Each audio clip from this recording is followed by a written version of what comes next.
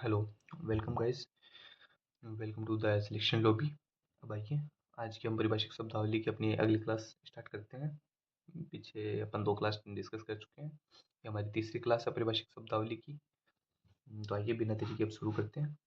Appendage, appendage यानी होता है संलग्नक। क्या होता है? संलग्नक, अपेंडेज। और अपेंडिक्स का क्या होगा? फिर अपेंडिक्स का होगा परिशिष्ट या संलग्न। अब देखिए, अपन कल भी एक सब डिस्कस कर चुके हैं जिसे मैंने वापस से लिखा है ताकि आपको रिमाइंड हो जाए। एनेक्शोर, एनेक्शोर का भी अर्थ क्या होता है? परिशिष्ट या फिर संलग्नक। सॉरी, संलग्न। परिशिष्ट और संलग्न, और संलग्नक का क्या होगा? अपेंडेज। तो ये 3 ऐसे शब्द हैं जिनका अर्थ लगभग लगभग सेम होता है, थोड़ा बहुत अंतर होता है ये, और ये डिफरेंस हमें कंफ्यूज कर देता है एग्जामिनेशन सेंटर में, इसलिए हमें इन पे फोकस करने की जरूरत है। तो एक बार फिर से देखिए, अपेंडेज इन होता है संलग्नक, और अपेंडिक्स और एनेक्शोर इन दोनों के अर्थ क्या होते हैं? परिशिष्ट और संलग्न। आगे चलिए, एप्लीकेबिलिटी। एप्लीकेबिलिटी होता है प्रायोज्यता या फिर लागू होना। यानी अपन कई बार सुनते हैं कि ये रूल इतनी तारीख से अप्लीकेबल होगा, यानी कि लागू होगा। जैसे अभी चल रहा है रिसेंटली जीएसटी वाले जो संशोधन है, सुधार, वो चल रहे हैं, तो गवर्नमेंट ने बोला है कि वो इतने तारीख से अप्लाई होने वाले हैं, यानी कि इतनी तारीख से लागू होने वाले हैं। तो उसे बोलते हैं अपने एप्लीकेबिलिटी, यानी प्रयोज्यता या फिर लागू होना। आगे देखिए, एप्लीकेंट। एप्लीकेंट होता है आवेदक। जैसे हम सब एप्लीकेंट है, आरएस राजस्थान पीएसआई के और आरएस के, हम जब आवेदन करते हैं तो अपन क्या कहलाएंगे? एप्लीकेंट कहलाएंगे, और अपना फॉर्म को क्या करेंगे? अप्लाई करेंगे। तो देखिए आगे अप्लाई भी दिखा लिखा हुआ शब्द। अप्लाई का अर्थ होता है आवेदन पत्र देना या फिर लागू होना। और अप्लाइड, अप्लाइड का क्या अर्थ होता है? अप्लाइड का अर्थ होता है प्रयुक्त या फिर व्यावहारिक। ये देखिए, ये थोड़ा सा अलग इसका अर्थ निकल रहा है, ये हमें ध्यान में रखने की जरूरत है। एप्लीकेंट का होता है आवेदक, लेकिन अप्लाइड का क्या होगा? प्रयुक्त या फिर व्यावहारिक। और अप्लाई का आवेदन पत्र देना या फिर लागू होना। अपॉइंटी, अपॉइंटी किसे बोलते हैं भाई? अपॉइंटी बोलते हैं नियुक्त व्यक्ति को। किसी व्यक्ति को अगर सरकार नियुक्त कर देती है तो वो क्या हो गया? अपॉइंटी। और जो नियुक्त करने वाला है उसे क्या बोलेंगे अपन? अपॉइंटिंग ऑफिसर या फिर अपॉइंटिंग अथॉरिटी। ठीक है, ये देखिए आगे आ भी गया शब्द, ये अपॉइंटिंग अथॉरिटी यानी नियुक्ति प्राधिकारी।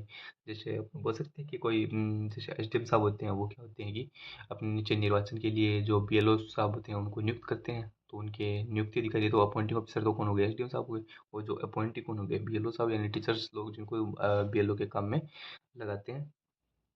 आगे देखिए, एप्रेसाइज। एप्रेसाइज का अर्थ होता है मूल्यांकन। आगे एप्रिसिएशन, एप्रिसिएशन सराहना। जब कोई अच्छा काम करता है तो अपन बोलते हैं कि हम इसे आपको अप्रिशिएट करते हैं, मतलब मुझे अप्रिसिएशन दे रहे हैं, उसकी सराहना कर रहे हैं। आगे अप्रेंटिस, अप्रेंटिस का अर्थ होता है शिशु। अप्रोप्रिएशन यानी विनियोजन, अप्रोप्रिएशन यानी विनियोजन। अप्रूवल, अनुमोदन। अप्रूव, अनुमोदन करना, और अप्रूव्ड यानी अनुमोदित। ये देखिए, ये सब तो होते हैं, लेकिन इनका क्रियाओं के वर्ब के आधार पर, और जो भी इनकी फर्स्ट डिग्री सेकंड डिग्री जो होती है उसके आधार पर इनके अर्थ जो अलग अलग निकलते हैं, वो एग्जाम में कई बार पूछ लेते हैं एग्जामिनर। तो जैसे अप्रूवल होता है अनुमोदन, अप्रूव यानी अनुमोदन करना, और अप्रूव्ड यानी अनुमोदित। अब होता है कंस्ट्रक्टर, सॉरी कॉन्ट्रैक्टर। कॉन्ट्रैक्टर का अर्थ क्या होता है? ठेकेदार या फिर संविदाकार। तो ये आप सोच रहे हो कि बीच में ए अल्फाबेट पे चल रहे थे अपन, सी कहाँ से आ गया? तो ये एक साथ मीनिंग था अप्रूव्ड कॉन्ट्रैक्टर, लेकिन इसको अलग अलग लिख दिया था कि थोड़ा सा हमें दोनों शब्द क्लियर हो जाए। अप्रूव्ड का अर्थ होता है अनुमोदित, और अप्रूव्ड कॉन्ट्रैक्टर एक साथ अगर बोले तो उसका क्या हो जाएगा? अनुमोदित ठेकेदार या अनुमोदित संविदाकार। आगे चलिए, आर्बिट्रेशन। आर्बिट्रेशन का अर्थ क्या होता है? पंच फैसला। उसके आगे चलते हैं। एज ए जनरल रूल यानी सामान्यतया। As a general rule, general rule यानी क्या होता है? जनरल क्या होता है? सामान्य। और एज जनरल रूल का अर्थ क्या हो जाएगा? सामान्यतया। आगे चलिए, as a matter of course यानी स्वभावतः है। As a matter of course यानी स्वभावतः है। एज ए होल यानी कि संपूर्ण, समस्त रूप से या फिर पूर्णतया। होल यानी क्या होता है? संपूर्ण या पूर्ण। तो एज ए होल का क्या हो जाएगा? संपूर्ण रूप से, समस्त रूप से, या फिर पूर्णतया। एज एफोरसेड यानी यथा पूर्वोक्त, यानी कि जैसा कि पहले से कहा गया है। तो एफोरसेड हमारे पास पहले भी ये मीनिंग आ चुका है, जिसका अर्थ अपन ने देखा था। क्या अर्थ होता है अभी? उपयुक्त या फिर पूर्वोक्त।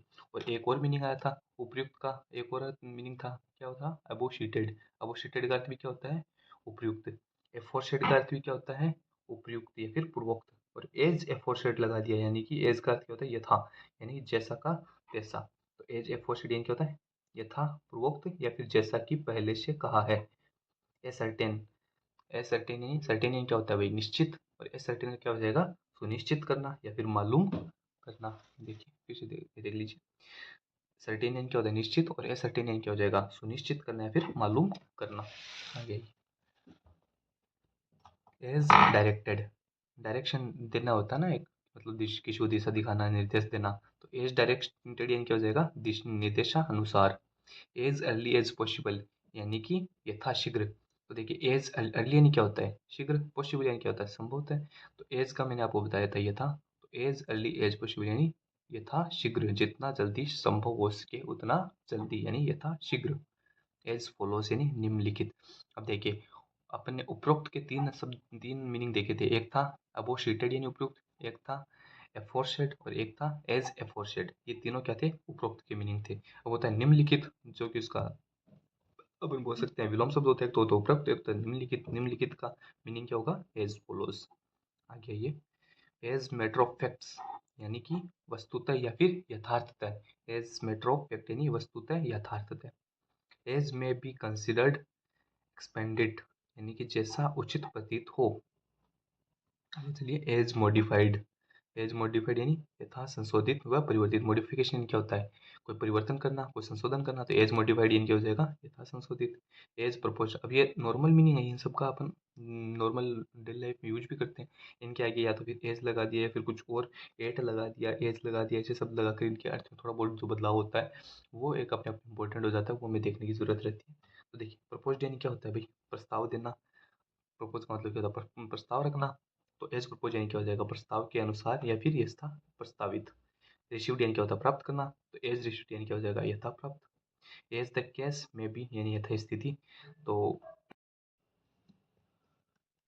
ये देखिए, एसेंट, एसेंट यानी क्या होता है? अनुमति। एसेस्ट यानी निर्धारित और एसेसर यानी निर्धारक। ये तीन एक जैसे शब्द है लेकिन इनके अर्थ भिन्न भिन्न है। फिर से देखिए बात, एसेंट यानी अनुमति, एसेस्ट यानी निर्धारित और एसेसर यानी निर्धारक। आगे चलिए, एसेट्स। एसेट्स यानी क्या होता है? परिसंपत्ति या अस्थियां, आस्तियां। फिर आगे है असाइन। असाइन यानी सौंपना या संदेशित करना। कोई वर्क जो होता है, जो सीनियर ऑफिसर अपने सबऑर्डिनेट्स को असाइन करते हैं यानी कि कोई काम सौंपते हैं, उसे बोलते हैं असाइन करना। फिर होता है असिस्टेंट। असिस्टेंट सब जानते हैं, सहायक। एसोसिएशन क्या होता है? संघ। कोई भी संघ होते हैं अलग अलग तरीके के संघ जो ग्रुप बने हुए रहते हैं उनको क्या बोलते हैं? एसोसिएशन। एज्यूम यानी क्या होता है? ये सब हम जानते हैं, एज्यूम का एक अर्थ तो हम जानते हैं कल्पना करना, लेकिन दूसरा अर्थ क्या होता है? ग्रहण करना। आगे चलिए, एजम्पशन ऑफ चार्ज यानी भार ग्रहण। ये देखिए, एज्यूम का अर्थ था ग्रहण करना, तो एजम्पशन ऑफ चार्ज यानी क्या हो जाएगा? भार ग्रहण करना। चार्ज का क्या अर्थ होता है? भार।